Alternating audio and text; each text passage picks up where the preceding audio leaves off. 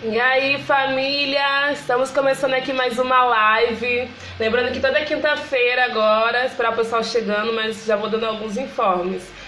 Toda quinta-feira agora o Cine Taquara vai fazer uma videotransferência, uma live, na verdade, né, com exibição de filmes. E hoje aqui conversaremos com Everlane Moraes e com Isabela Godoy.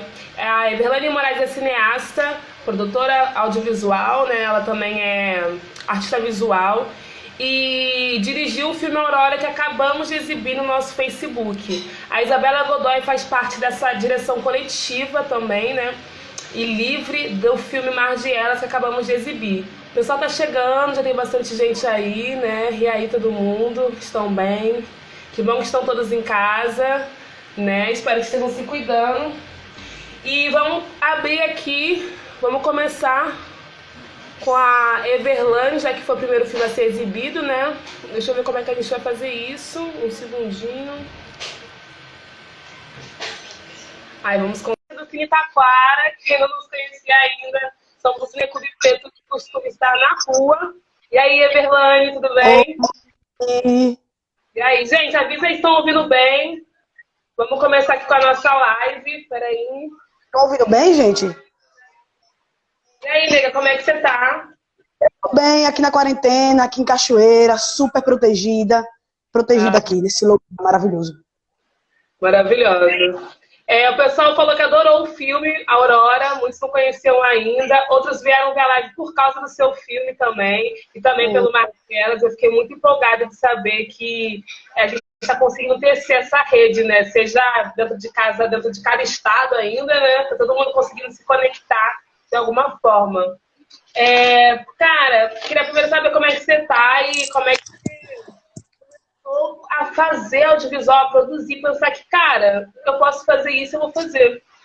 Então, na verdade, eu tenho um pouco de sorte também. Meu pai é artista plástico, então eu comecei muito em casa mesmo, né? Assim, eu fui uma criança que cresci num ambiente com um homem negro que ficava horas de frente de uma tela branca, né? E de repente, no fim do dia, estava cheio de cores, cheio de imagens e tal. Então, essa influência do meu pai é muito importante, assim, na minha trajetória, porque foi aí que comecei mesmo a me apaixonar pelas imagens, né? Me apaixonar por essa possibilidade mesmo de criar um universo paralelo, né? Paralelo ao civil, né? O que a gente vive. Um universo do qual a gente pode muito, pode tudo, inclusive. Né? Então, foi aí que eu comecei em Sergipe, nasci em Cachoeira, mas cresci em Sergipe, no Quilombo Caixa d'Água, e ali em Aracaju. Então, também esse bairro que eu vivi, né, é um bairro muito cultural, né? De escolas de samba, de São João, de samba, de carnaval, de tudo, né? É uma comunidade de negros, né? Remanescente de Quilombo. Então, aí também eu tive muita oportunidade de crescer nesse ambiente mesmo de comunidade, escutando história dos mais velhos, vendo toda essa cultura afro, né? De Sergipe, muito bem representada no meu bairro. Comecei a fazer cinema também com pessoas de Sergipe, o Marcelo Roque, que era um cineasta, arte visual muito importante em minha cidade, a Gabriela Caldas, a Moema, o Edu, a Ná, ou seja, comecei a fazer cinema aí, né? Principalmente na direção de arte, foi onde eu comecei. E aí, em 2012, foi que comecei a dirigir meus próprios filmes, né? Ganhei 2 editais da cidade, e aí fiz o primeiro filme Caixa d'Água Quilombo é esse, depois Conflitos e Abismos. E aí também trabalhei em alguns longas-metragens, né? Nacionais, internacionais também. Então, fiquei nessa, assim. Na verdade, eu estudei artes visuais primeiro, só que nas artes visuais eu não encontrava um espaço de interdisciplinaridade tão boa quanto o cinema, né? Quando descobri o cinema, eu me apaixonei pela possibilidade infinita que o cinema dá, né? Então, comecei a fazer cinema e até hoje. Fui para Cuba, estudei, então esse filme Aurora foi já um filme que eu fiz no contexto já da escola de Cuba e tal. Foi a minha pré-tese, né? É um filme anterior ao Pataki, o Pataki foi minha tese e essa foi uma pré-tese. Então, é isso. Eu comecei de maneira muito orgânica, porque tive muita sorte de crescer na comunidade quilombola e crescer rodeada de artistas, de pessoas jovens como eu, que estavam sempre muito apaixonadas pelas artes, e que me deram muita oportunidade mesmo de trabalhar com eles, me ensinaram. Então, aprendi fazendo, na verdade, né, aquela coisa toda. Então, é isso. E, né, os atravessamentos na vida, encontrar pessoas que estão na mesma vibe, na mesma frequência, e aí, nessa onda. Pô, Márcia, que você já conseguiu tirar várias dúvidas, assim, se você começou ou não pelo cinema, se for as artes visuais. Eu vi que seu primeiro filme, né, que parecia da internet pelo menos, era esse da Caixa d'Água, Quilombo é esse, né? E fiquei bem empolgada, inclusive quero conhecer. Tomara que a gente tenha a oportunidade de fazer mais algumas exibições aí. Eu fico pensando aqui, começando a pensar nesse momento de quarentena, tu acha que é possível pensar, fazer cinema nesse momento de imersão em casa? Eu sei que muitos filmes surgiram assim, né? Não no momento de pandemia mundial, mas no momento de imersão dentro de casa, né? Como é que está sendo para você esse processo? Está conseguindo criar? Está tendo mais calma? Como é que está sendo para ti? Às vezes eu fico um pouco apavorado, né, por todas as notícias que chegam e tal, mas a gente tem que manter tranquilidade. Às vezes eu consigo produzir coisas aqui, né, nesse período de tempo livre, digamos assim, e às vezes não consigo produzir nada também, fico sem fazer nada, e estou aproveitando também para não fazer nada. E, enfim, é isso. Tem momentos de muita frustração, por inúmeros motivos, a gente já sabe, e temos momentos de muita criação mesmo, de introspecção. É um momento bom para voltar para casa, para voltar para prestar atenção mesmo nas coisas, né, que a gente às vezes não presta atenção porque tá sempre na rua fazendo os corre. Então, meio que estou revisitando meus trabalhos antigos, os materiais brutos também, meio que lendo, aproveitando para ler, porque muitas vezes a gente também não consegue ler, então reler também livros e ver filmes também. Tem uma galera disponibilizando filmes aí, então aproveitando também, tirando também meu atraso Netflix. E, enfim, tem momentos de criação e momentos também de ócio criativo, e também momentos só de ócio mesmo, que não faço nada e que quero ver besteira, quero fazer nada mesmo, ficar olhando pro teto, pensando na vida, enfim. É isso, né? É importante para a gente poder ter a nossa saúde mental aí equilibrada, né? Para a galera que está achando aí que para a gente produzir tudo na vida, vamos com calma, porque senão mente muito pesada também diminui a imunidade, né? E aí você acaba vendo esse coronavírus aí. Então, e também não se cobra muito, sabe, gente? Não se cobrem muito, não, de jeito nenhum, sabe? Não se cobre, não, sabe? Quem tiver com sua família agora, aproveita a família, aproveita a vovó, aproveita a vovô, a mãe, o irmão, sabe? Sobrinho. Eu acho que é isso, é mesmo um momento de afetividade mesmo, da gente todo mundo tá abraçado junto, né? Porque o bicho tá pegando mesmo. Enfim. Uma parada que você falou muito bacana é que você começou com toda essa galera aí de Aracaju, né, com você aí, que te abriram caminhos, que te colocaram para dentro desse cenário de produzir o audiovisual, que quiseram produzir junto com você de forma bem coletiva. E ao mesmo tempo fico pensando que o cinema comercial ele é super cruel, principalmente com nós mulheres negras, né? Que tem esse cenário que há pouco tempo atrás surgiu uma pesquisa aí, não sei se todo mundo está sabendo, que de 1970, deixa eu ver aqui na minha colinha rápida, se eu não me engano, de 1970 a 2016, todos os filmes, né, que foram produzidos aí tiveram recordes de bilheteria, acima de 500 mil espectadores, 98% foram produzidos por homens. E desses 2% aqui no Brasil, nenhuma mulher, nenhuma das cineastas eram negras. E isso é algo muito pesado para a gente pensar, né? Assim, como é que é para você nesse cenário que quem trabalha com audiovisual, como é que é para você lidar com essas relações de trabalho? Tem pessoas que não te chamam por causa desse preconceito? Ou existe um outro eixo se tornando, se abrindo caminho, na verdade, através das produções de cineastas pretas, o movimento do cinema negro? Como é que está sendo isso para você? Bom, então, assim, como você mesmo falou, né, o mercado é muito perverso, é muito cruel. Ele é feito para que a gente não esteja ali dentro mesmo, né? Historicamente, assim. Eu tento, nas possibilidades que eu tenho, nas oportunidades que eu tenho, abraçá-las e tentar fazer o melhor, assim. Sem estar sofrendo, já sofri mais, hoje em dia eu sofro menos com esse mercado, esse cinemão, ou essa, sabe? Eu tento sofrer menos porque talvez não seja o espaço que tem que estar mesmo, sabe?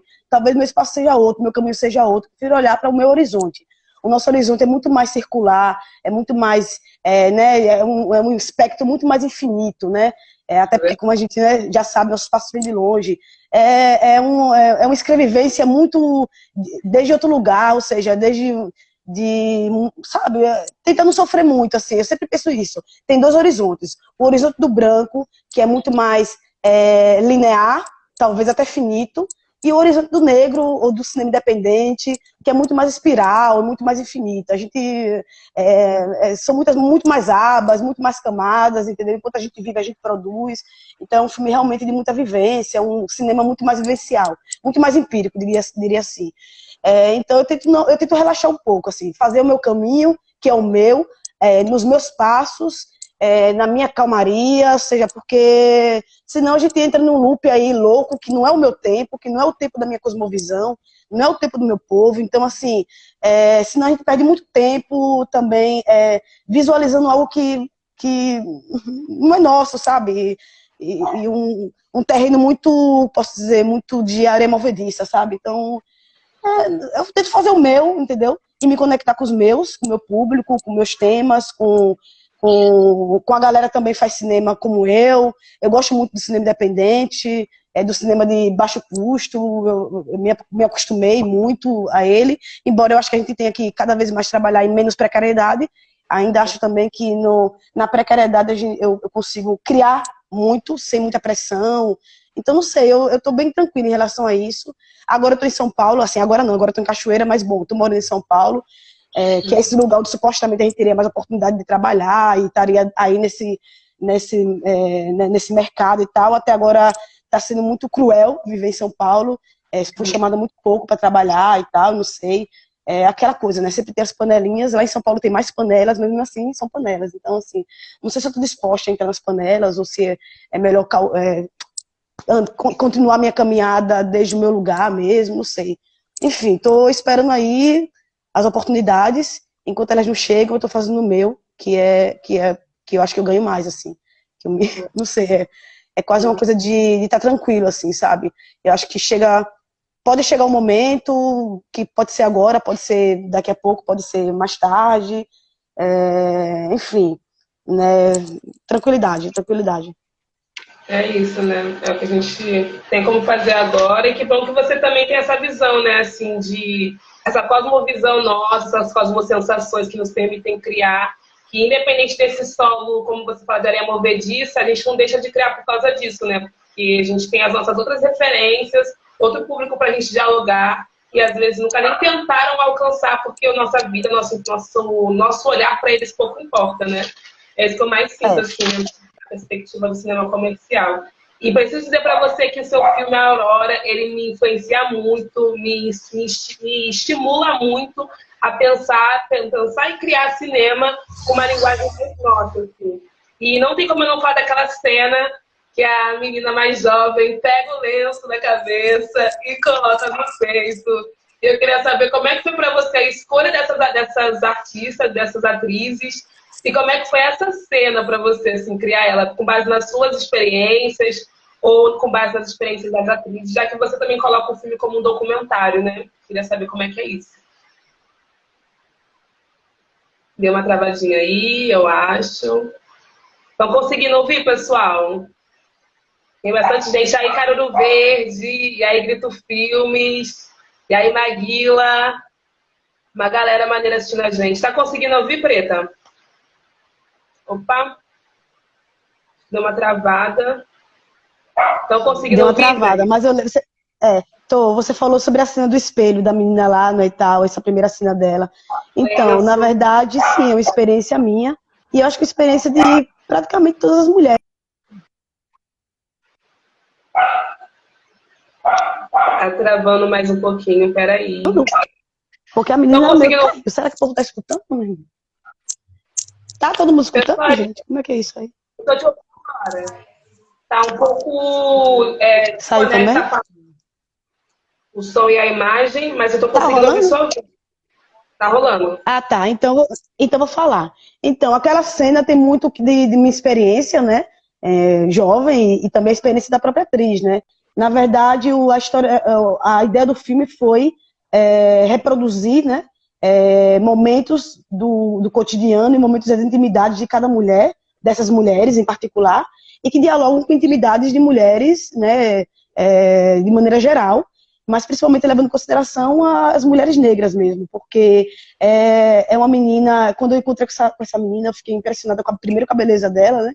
E segundo também com esse momento que ela mesma estava vivendo, né? Com os 14 anos de idade, esse corpo que está se transformando, essa menina que tem um rosto de menina, ela ainda é muito menina, mas ao mesmo tempo é muito mulher, sempre tem essa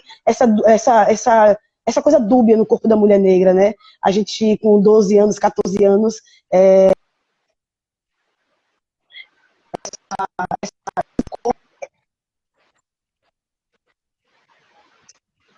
Travou de novo, peraí um pouquinho. Ai, Peraí, pelo... Ah, peraí. tá. Veja aí. Conseguindo ouvir? Estão conseguindo. Alô? Tá... Alô é ótimo. Tá conseguindo me ouvir, Verlane? Travou tudo, eu acho, gente. Vocês estão me ouvindo, gente? Estão ouvindo a Verlane? Acho que agora foi. Ah, Travou, você está me ouvindo voltou? assim também sem fone? Foi, agora foi. Pode continuar. Estava falando sobre essa vivência dela de 14 anos, né? E que você estava explorando, conhecendo e registrando também essa sensação dela, né?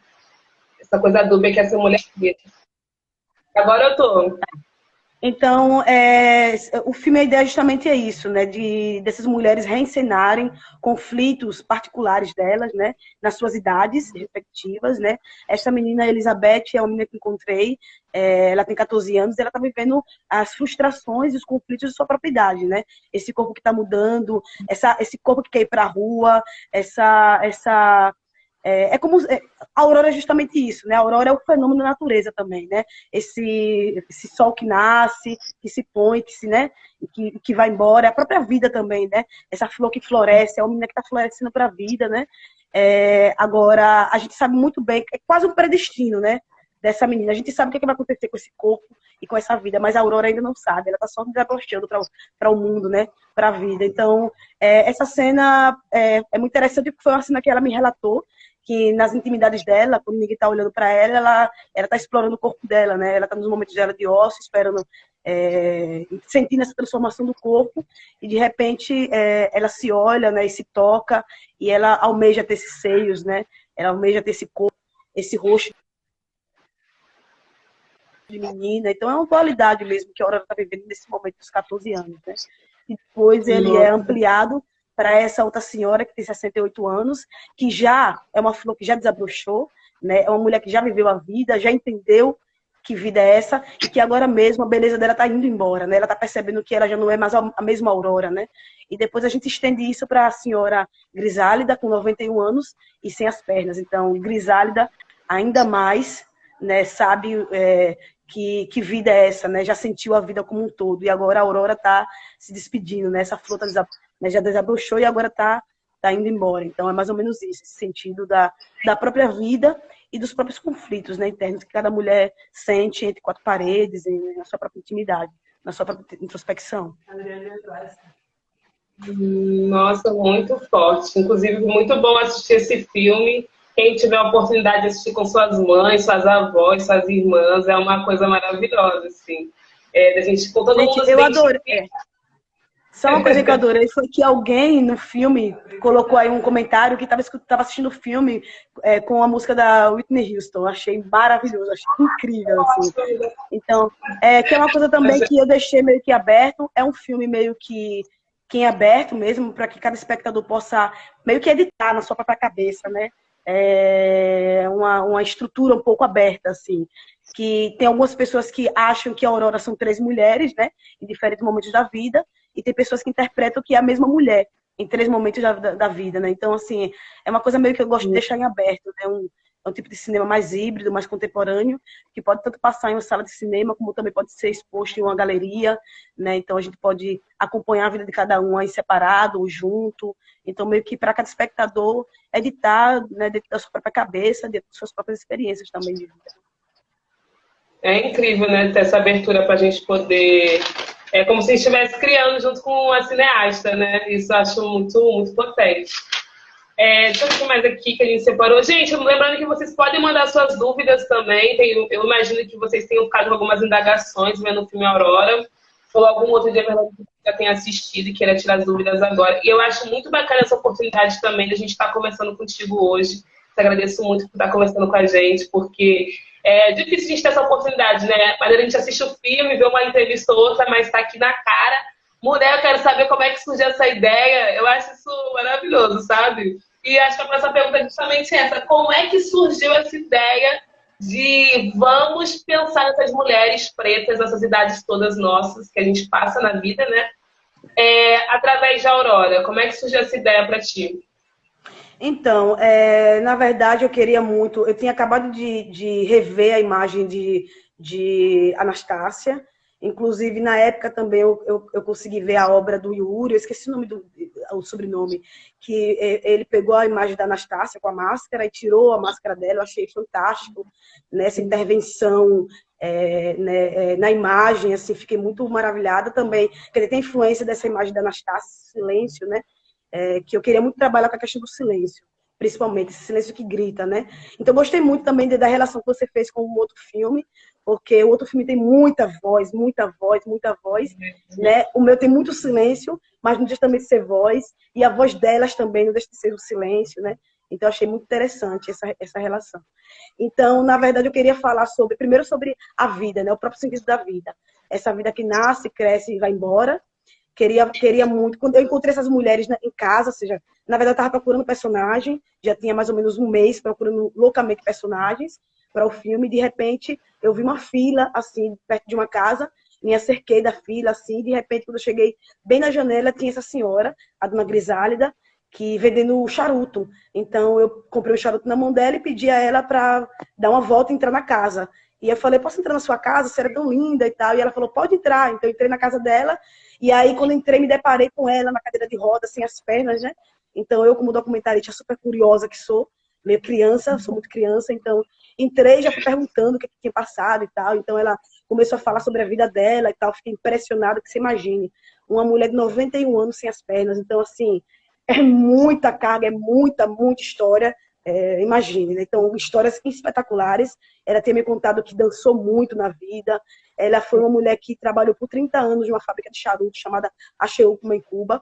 E nesses 30 anos que ela trabalhou, ela fumou muito charuto. E quando você fuma muito charuto, você contrai uma doença, que é uma doença que pode afetar a circulação, ou você tem outra doença que você fica completamente amarelo. Então, ela contraiu a primeira doença, que foi da circulação, e teve que amputar as pernas. Então, tinha mais ou menos 20 anos que ela não fumava charuto, né? E eu achei tão engraçado porque ela vendia charuto, então a relação dela com o charuto, né? Então, ela fala que teve muitos amores na vida, que dançava muito, e que na época que ela fazia os charutos, era a época que ela enrolava os charutos na perna, que antigamente se fazia o charuto enrolando na perna, né? Então, eu achei interessante, né? Essa história cíclica na vida dessa mulher, né? Então, eu estava na casa dela já conversando mais ou menos uma hora, de repente escutei alguém cantando, uma voz linda, assim, e de repente era a sobrinha dela, que é a dona Mercedes, que é essa cantante do filme. E de repente, na mesma casa, era a sobrinha dela que cuidava dela. E é uma mulher que cantava boleros, né? Quer dizer, bolero é uma música completamente marginalizada e que só homens cantam bolero, inclusive. É muito difícil mulheres cantar bolero. Então, fiquei louca com essa mulher, né? E de repente ela também contou a história da vida dela. Era uma viúva que mais ou menos há 15 anos ela perdeu o marido, ou 20 anos. E ela tinha um trauma ainda, um fantasma que era o marido dela, que não deixava ela viver e tal. Essa coisa da viuvez, que você não pode encontrar outro amor e tal, tá presa à família. Então, e foi muito interessante a história da vida dela também, dos amores e tal. Ela agora estava apaixonada por um homem mais novo do que ela, e os filhos não deixavam ela viver esse amor, mas ainda ela sentia o fogo, né, da paixão, do amor, esse corpo que ainda fala, né, por isso que ela representou aí essa imagem dela se masturbando e tal. E aí, na mesma casa, acho que meia hora depois, desceu pelas escadas Elizabeth, com 14 anos, que é a neta de Dona Grisálida. E aí, quando eu olhei para essa menina, eu falei, nossa, Naomi Campbell com 14 anos, ou seja, lindíssima, me apaixonei na mesma hora. E aí, conversei muito com ela, quer dizer, passei um mês e meio nessa casa, e obviamente, depois que cheguei, que estava com elas, jamais sairia sem fazer o filme com elas, né? Então, a partir daí, comecei um processo de catarse com elas, né? Eu não achava interessante fazer o filme desde relatos delas falando das histórias, porque são pesadíssimas, e preferi fazer um filme através do silêncio, e que elas pudessem representar esses conflitos, né? De algumas histórias, nós, as quatro, selecionamos as histórias que elas representariam, as que elas queriam representar, e elas mesmas escolheram, e elas mesmas meio que fizeram, né? Desenvolveram seus personagens e tal. Então, aí eu vim com esse conceito de cinema espelho, né? Essa câmera que serve como um espelho, um interlocutor espacial, temporal espacial, onde o espectador vai se conectar com elas através desse espelho, né? Elas na intimidade, sem saber que a gente está olhando para elas, porém a gente como voyeur, né? Olhando essa intimidade. É um filme que põe o espectador em constrangimento o tempo todo também, é essa ideia da gente, como é o nome que chama, atravessar o tempo e espaço através desse espelho, né? É muito interessante porque, na verdade, só tinha uma câmera e elas, e esses corpos, e essas mulheres interpretaram com muita muita liberdade mesmo, muito improviso, né? Elas mesmas fizeram seus personagens e tal. Enfim, foi um trabalho de muita catarse com elas, de muita improvisação para que elas pudessem estar tão bem diante da câmera, né? E poderem, não sei, transmitirem tão bem através de poucos gestos, né? De um filme tão minimalista, poderem fazer a gente entender que conflitos seriam esses, né? Então, só um relato mesmo sobre um tipo de método, porque são métodos de preparação de elenco, de preparação para elas poderem interpretar, porque são pessoas reais, né? Não são atrizes. Dona Elizabeth, naquele momento que ela chora, na verdade eu tinha montado toda a luz, todo o cenário e tal, e trouxe ela para a cena. E aí eu tinha uma carta na manga, que era o charuto, e ela não fumava há 20 anos, né? Então, imagina, eu tinha essa carta na manga, então eu preparei tudo e ela estava sentada esperando a hora de filmar. E aí eu cheguei próximo dela, entreguei esse charuto, acendi o charuto e dei um beijo na bochecha dela e me afastei. E todos ficaram em silêncio. Opa, travou. O segundo... Ela começou a fumar e eu acho que ela viajou aí na época dela de dançar, de fumar, né, dos bailes e tudo, e de repente ela começou a chorar. Então, para mim, foi um momento muito importante, assim, né? Ou seja, é muito importante encontrar essas mulheres. Eu, na verdade, tive muita sorte, né? Imagino. 3 corpos tão distintos, que já tem nos próprios corpos marcas tão fortes, né? Da história de vida delas. Então, isso. Foi um filme de experiência de mulher para mulher, um filme de Marisa, né? De mulher para mulher, Marisa. O filme de Aurora, né? Muito boa. Cara, então isso também me inspira muito, porque a gente que é um coletivo preto aqui do Rio, e a gente acabou se encontrando nessa de exibir filmes, a gente mal pensava no início de começar a produzir, e acabamos produzindo nosso primeiro filme ano passado, que é Utopias Possíveis. A gente ouve muito falar sobre essa necessidade do cinema ser coletivo, né? Porque cada um tem que fazer uma função específica e tudo mais, mas sobre essa questão Tá conseguindo ouvir? Porque deu uma travada aqui. Sobre a direção ser um lugar que é de uma pessoa apenas e tudo mais, uma perspectiva muito hierárquica que nos foi passada dentro dessas funções do audiovisual. E vendo essa criação sua, que é um filme totalmente poético, é uma poesia viva sem palavras, né? Eu acho muito profundo esse filme, é um filme que me toca muito, um dos filmes que eu mais gosto de assistir sempre. Inclusive, eu fico pensando na importância que é, na diferença que é quando nós mulheres pretas, principalmente, pensamos em fazer cinema, que a gente sempre acaba ouvindo essas histórias da necessidade de ser algo coletivo, das pessoas que são as atrizes ou os não atores, que estiverem envolvidos, se sentirem à vontade, se confortáveis. Eu queria saber como é que você se sente em relação a isso, como é que é isso para ti, assim, a sua perspectiva enquanto cineasta. Então, na verdade, o que eu gosto muito de fazer no cinema, principalmente, primeiro eu gosto de trabalhar com não atores, né? Que a gente nem chama mais não atores, né? Na verdade, essa denominação a gente já tem um pouco atrasada, porque todos nós somos atores, agentes sociais, atores sociais, né? Mas eu gosto muito dessa perspectiva de construção do filme com os personagens, né? Porque você imagina que um ator, digamos um exemplo, né? Um ator, a gente pode querer fazer com que um ator interprete, digamos, um campesino, né?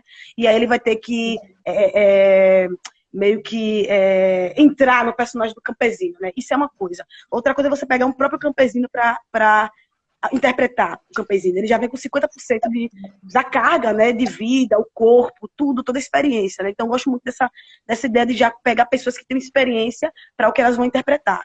E de fazer elas saírem da rotina. Imagine que, de repente, essas mulheres estavam vivendo a vida delas normal, né, cotidiana, e de repente chega uma neguinha, estudante, com um conflito de fazer um filme, e aí você muda toda a dinâmica da vida delas ali, elas começam a fazer filme com você, a entender a construção da imagem, do cinema, a interpretar, a chegar lá para ensaiar, a sentirem escolhidas, né, se sentirem importantes ali dentro da câmera, com um monte de gente ao redor delas ali, né, cuidando delas e tal, e no momento que elas entram, por exemplo, Dona Mercedes, ela queria sempre que eu falasse ação, para ela é muito importante que eu falasse ação, então ela já era muito performática, então para ela era uma coisa assim, sabe, espetacular.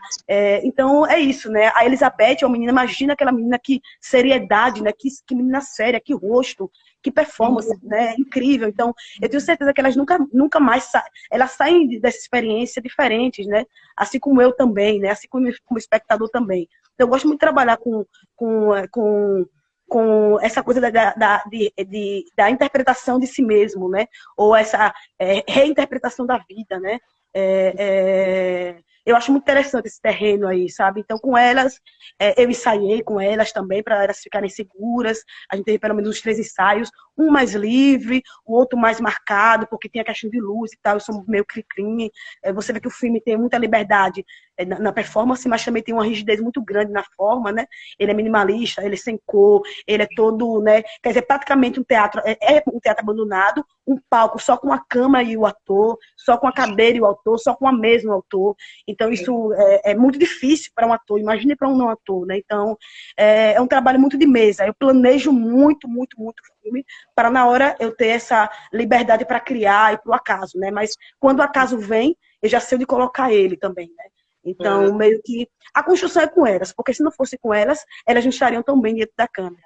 Então, expliquei para elas o conceito do cinema espelho, expliquei para elas, mostrei para elas os filmes de referência que eu tinha. Então, elas assistiram o Zózimo Bubu, O Alma no Olho, que foi a principal referência, sim. A principal referência foi O Alma no Olho.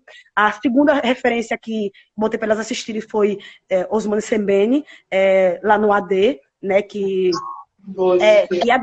elas adoraram esse filme, entendeu? E aí coloquei outras referências também, a imagem da Anastácia, contei a história da Anastácia, expliquei para elas o que é o expressionismo alemão, mostrei algumas obras do expressionismo alemão também, para mostrar o porquê do preto e branco, ou seja, tudo, né? Então, elas participam, porque eu acho que elas entendem, todo mundo entende, quando você explica para o outro entende. A gente falou de filosofia, a gente falou de vida, a gente falou do Aurora, né? Para quem não sabe também, a Aurora veio de uma música de um compositor cubano chamado Manuel Corona. Quem quiser, tive a oportunidade de ver esse compositor, é importantíssimo. Ele foi o maior boleiro de Cuba, né, mais de 300 canções de bolero. Ele também, como Dona Grisálida, trabalhou numa fábrica de charuto e contraiu a outra doença, que é ficar tudo amarelo. Ele morreu bem velhinho, inclusive. E ele sempre fazia músicas que tinha Aurora como personagem. Então, eu achei muito interessante porque eu encontrei a música Aurora. A partir daí, encontrei uma música chamada Aurora, que ele falava: ó Aurora, me has dejado al abandono. Você me deixou no abandono. Eu que tanto te he querido. Eu que tanto te quis. Com tu negra traição me has enganado. Ou seja, com você, com sua negra traição, me enganou. E de fundo del alma me has herido. E você também me feriu. Has tratado de enganar minha alma. Castiga, grande Deus, com sua mão fera, que sofra muito, mas que não morra. Ou Aurora, eu te quero todavia. Então, o amor violento de um homem com essa mulher, né? A Aurora, ele pediu a Deus que Deus castigasse ela, mas que ela não morresse. Eu achei muito forte essa frase, né?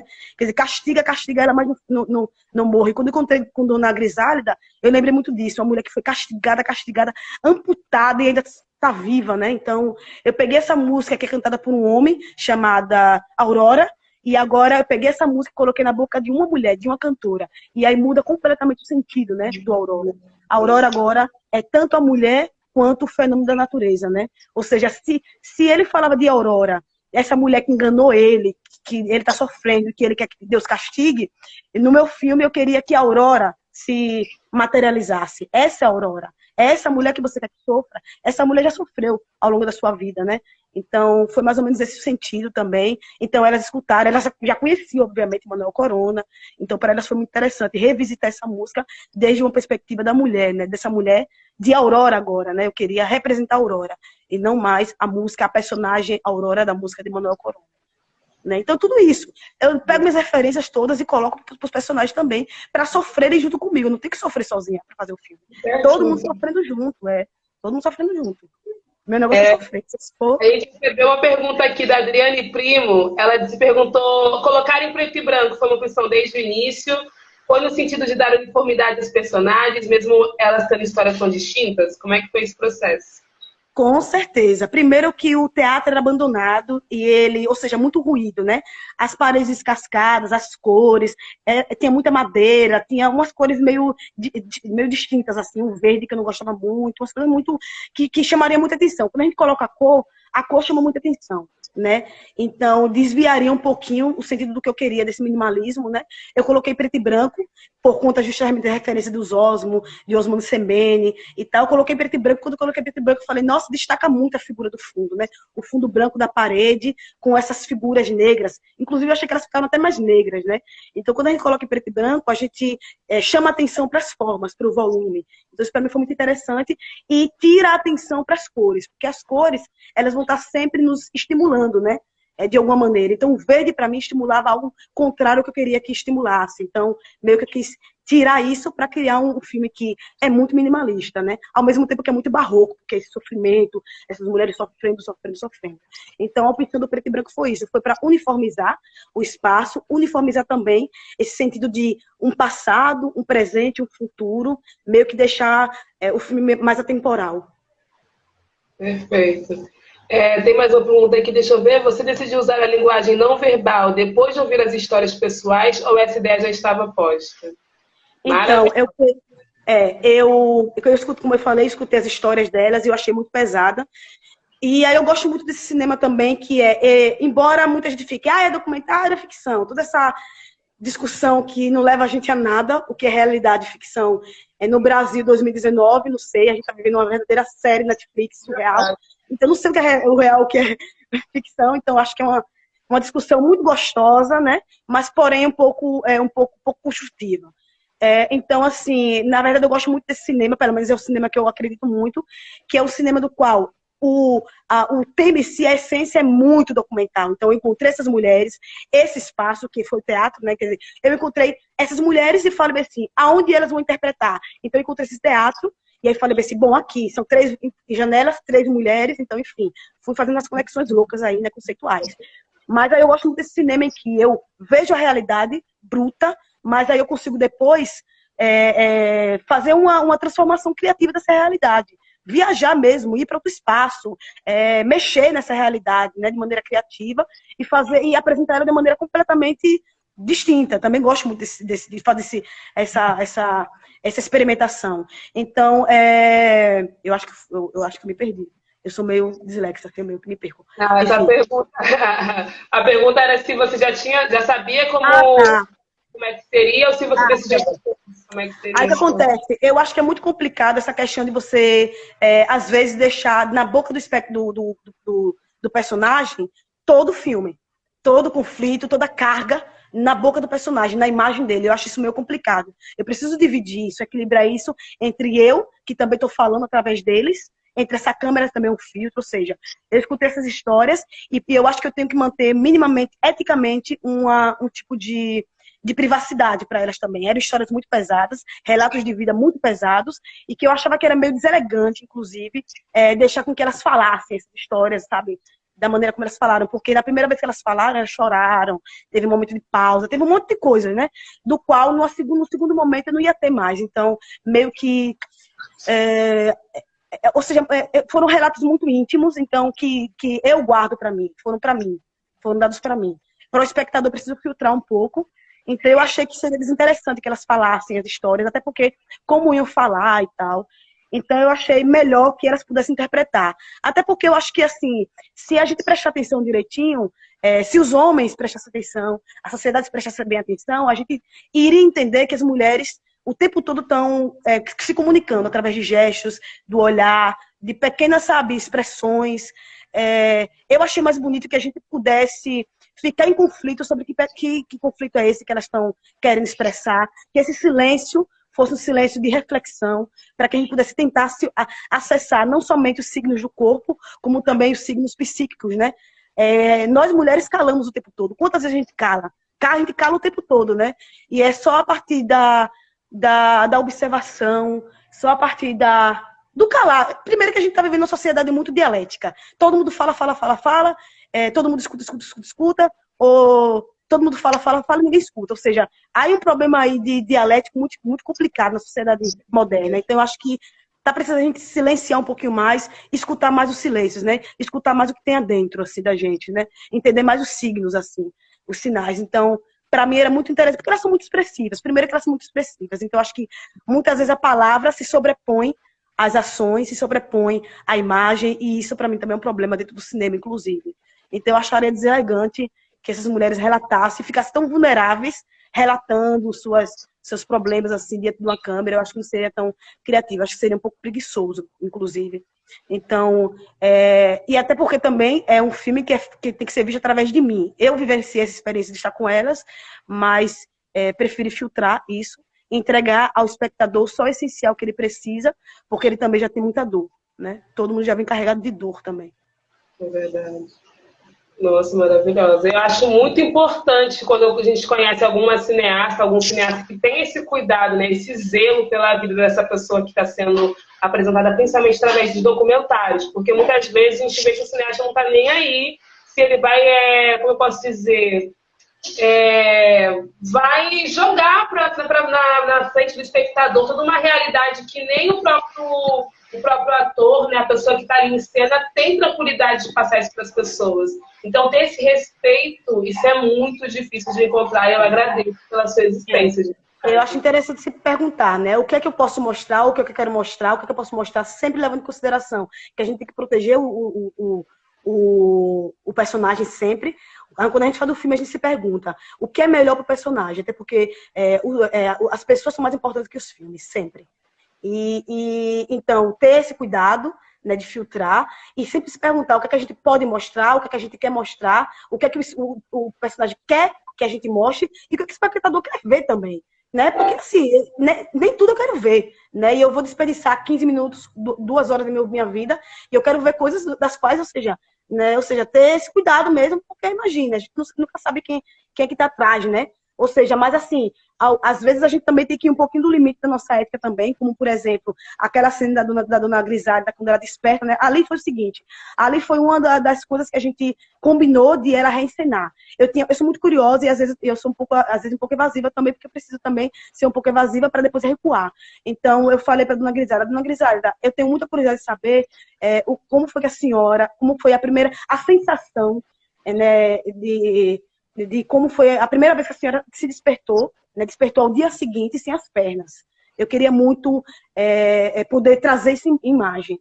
Então, você vê, ela interpretou ali para mim, né? Então, eu sempre vejo, quando o Aurora ele passa em alguns lugares, né? Quando eu tenho a oportunidade de estar junto com os espectadores, eu sempre percebo que quando ela tira o lençol, as pessoas fazem, né? Porque é um problema muito sério que acomete muitos negros, inclusive, as amputações, né? E o açúcar também, a diabetes. Em um contexto de Latinoamérica, no contexto caribenho, no contexto brasileiro, né? No contexto de cana-de-açúcar, gente. A gente está falando de uma ligação direta com o açúcar que o negro tem e com a lavoura, com o charuto, com as fábricas, ou seja. Então, você vê, quer dizer, eu interpretei isso e, de alguma maneira, eu fiz isso desde um sentido plástico, desde uma zenital, que a gente chama de olho de Deus, né? Então, nesse momento, eu era Deus, né? Talvez tendo piedade desse corpo, né? Eu de cima como Deus, que é o Deus que vai castigar, né? Da música, né? Então, Deus olhando para ela e vendo ela se despertar sem a perna e a gente se perguntando, mas Deus, por quê? Por que tanto sofrimento nesse corpo, né? Então, nessa criatura, né? Então, meio que a gente tem isso, né? Às vezes a gente tem que ir um pouquinho mais além para poder transmitir alguma mensagem e tal, mas isso tudo depende delas, né? Depende da Dona Grisálida querer reviver, né? Isso que parece para ela deve ser angustiante e terrível, né? E ainda assim, ela quis relatar para mim isso e quis interpretar, então imagine, né? Que lindo, ela se despertando, ela tirando o lençol, tudo aquela interpretação, gente. Ela tira o lençol porque ela sabe que depois que tirar, que a gente vai ver que ela não tem perna, e ela vai lá com dignidade, porque embora eu ia mostrar ela sem as pernas, né? Que é um momento de muita fragilidade para essa imagem, ainda assim ela vai lá com as 2 mãos e com muito esforço se levanta e ajeita a caminha dela, porque ela segue vivendo. Então, ao mesmo tempo que a gente mostra uma imagem muito indigna, digamos, a gente também mostra a dignidade que ela tem em seguir, né, a vida, porque ela ainda está viva, muito viva, você viu, né?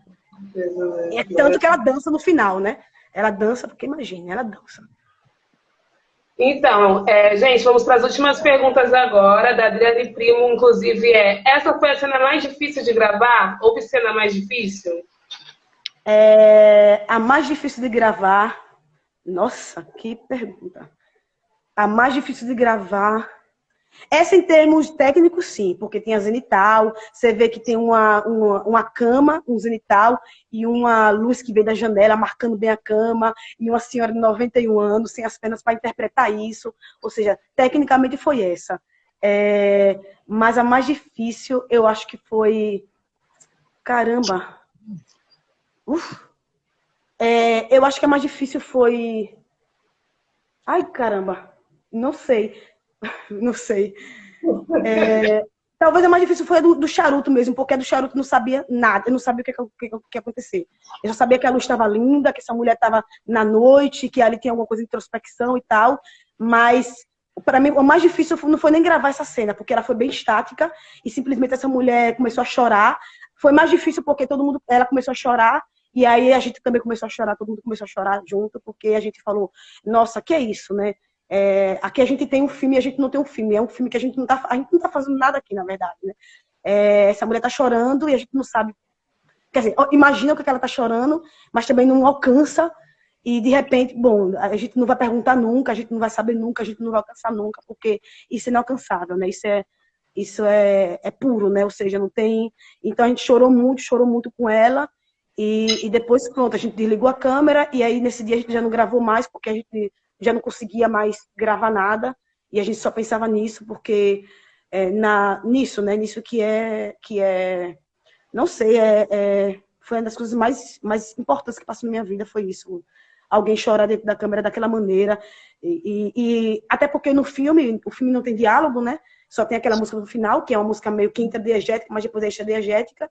Mas, na verdade, o único diálogo do filme é Ai, Deus meu, que é Ai, meu Deus, que ela fala Ai, Deus meu. Ou seja, esse Ai, meu Deus é uma coisa que de uma dimensão tão existencial, que foi aí que eu falei, caramba, eu ainda tenho muito que aprender na vida, eu não vivi nada na minha vida e que o cinema é muito menos importante que as pessoas. Forte, mano. Verdade. O Clementino, né? O tio Clementino! Assistindo a gente. E ele tem uma dúvida, que você falou um pouco sobre isso, que houve margem para o improviso, né?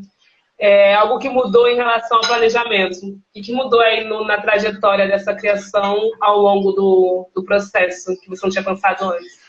Do filme ou da vida? Do filme. Nesse caso, filme, então, o filme é o seguinte, eu realmente, ou seja, depende de cada documentário. Tem documentário que eu não planejo, é o que eu chamo de documentário de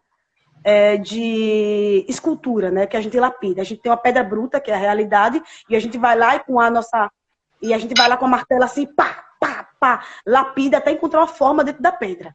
A gente não sabe o que vai acontecer. Você já tem um filme chamado Monga, que foi bem isso, né?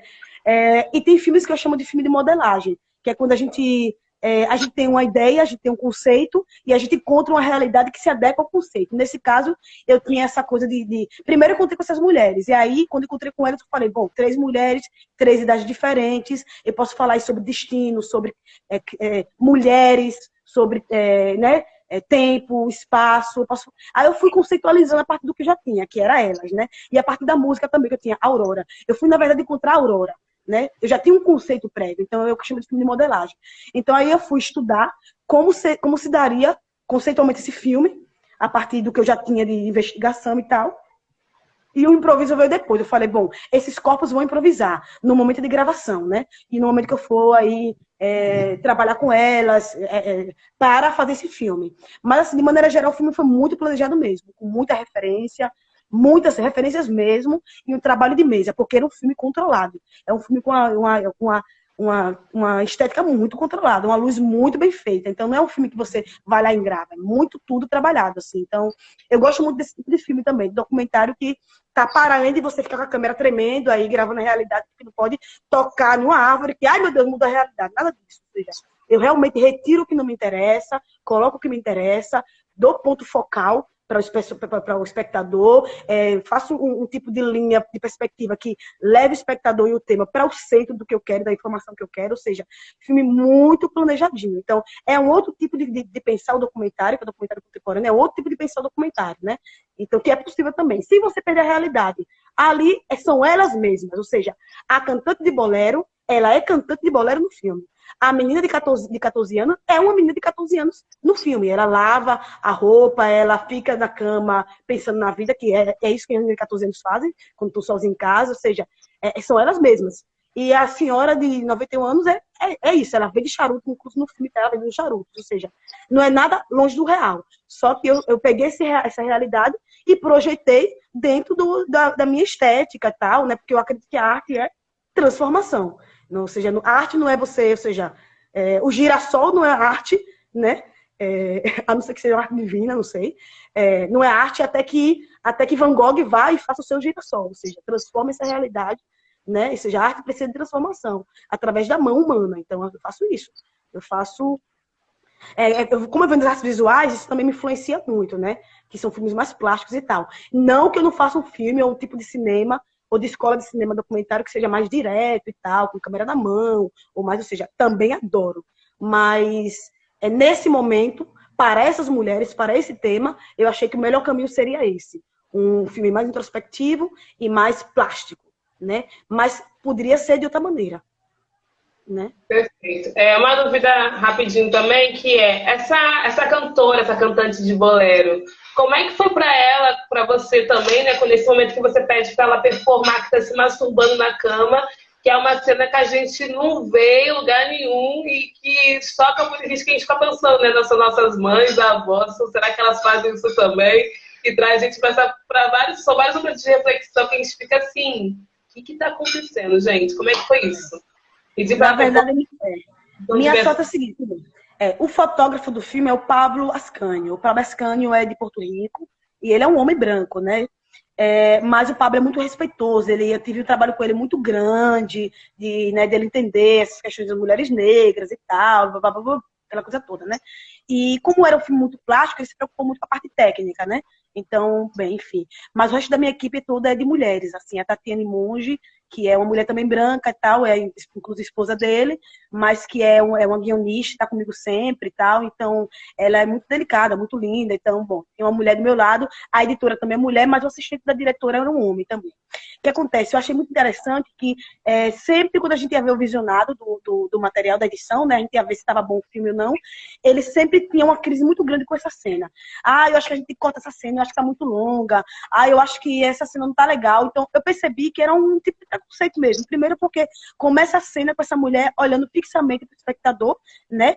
E seduzindo ele, né? Ela olha para ele e essa mulher tem 68 anos e é velha, ou seja, mas tem um olhar de sedutor, assim. E isso causa uma crise ética muito grande nos homens, né? E na gente, né? Uma mulher de 68 anos nos seduzindo, sempre a gente fica meio, sabe? Então, de repente, ela se deita e quando ela se deita, vem um manto branco nela, né? Que é uma cortina. E esse leito, que é um leito de amor, também se transforma em um leito de morte, né? Também, né? Quase uma morte também. Uma coisa meio mórbida. E aí ela começa a se masturbar.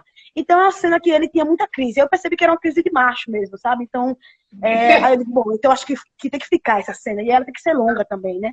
Então, aí foi o seguinte, aí foi uma catarse, que, como eu disse, ela era casada, né, por muitos anos, ela teve o seu marido, casou bem jovenzinha, e foi casada com ele mais de 40 anos, era o amor da vida dela, e ele morreu e tal. E aí, tem anos que ela não consegue se relacionar com ninguém, primeiro por causa dos filhos, e porque Cuba é muito machista, é muito complicado, e segundo que ela tá num momento muito vivo da vida dela, que ela tá sentindo fogo da paixão e tal, e se apaixonou por um homem mais jovem e tal, e os filhos têm o maior problema lá. E aí, primeiro que ela aceitou fazer, você imagina essa mulher fazendo essa cena pra Cuba toda ver, e incluso os filhos dele, né? Então, foi uma decisão dela. Não foi uma decisão dela, né? Eu quero interpretar essa cena e tal, né? E foi muito interessante porque até a gente também filmando a cena, a gente ficou meio constrangido também, porque ela começou a gemer e fazer toda aquela coisa, e a gente, até na gente essa crise se instaurou, né? Tipo, caramba, né?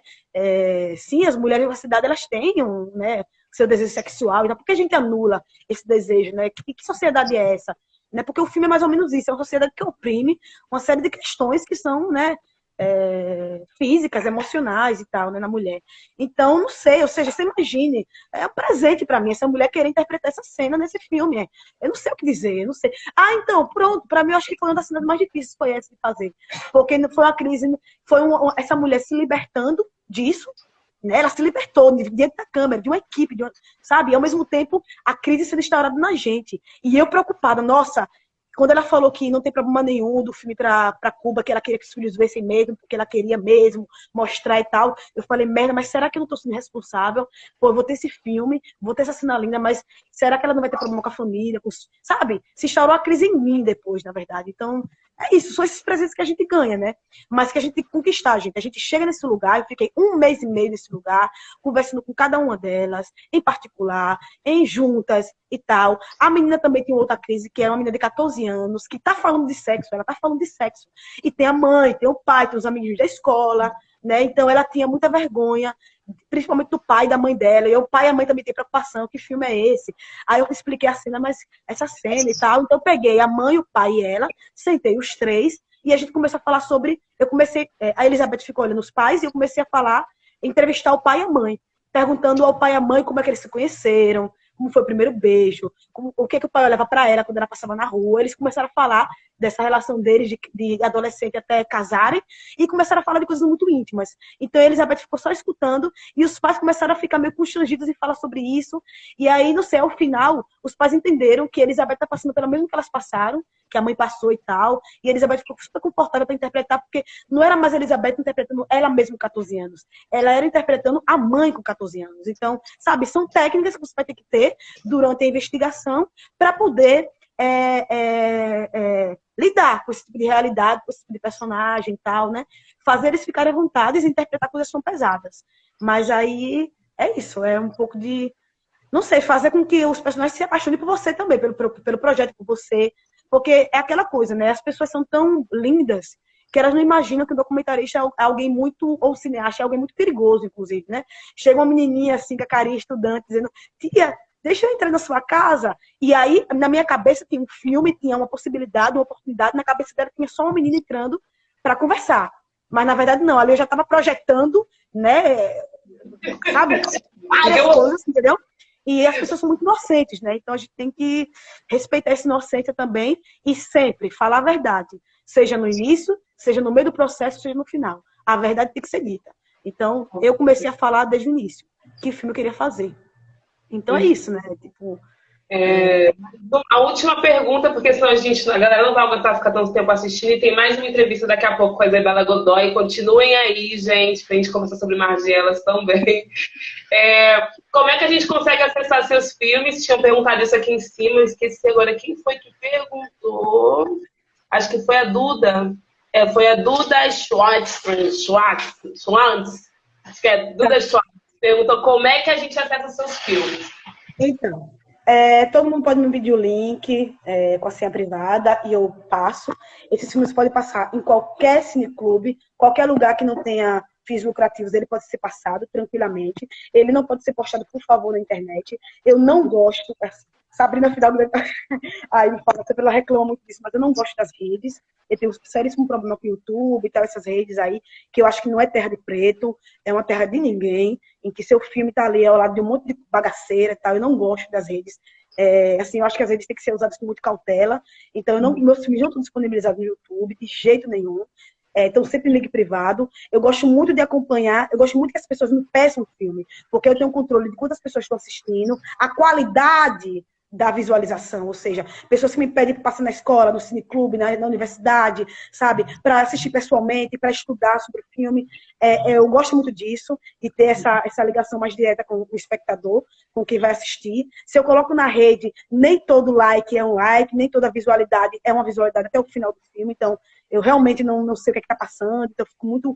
Não sei quem é que está por trás, né, assistindo o filme, então eu fico muito receosa. Então, eu prefiro que as pessoas me peçam, eu dou para todas elas. Quer dizer, gente, né, que eu dou para todas elas, tipo... Deixa eu reformular.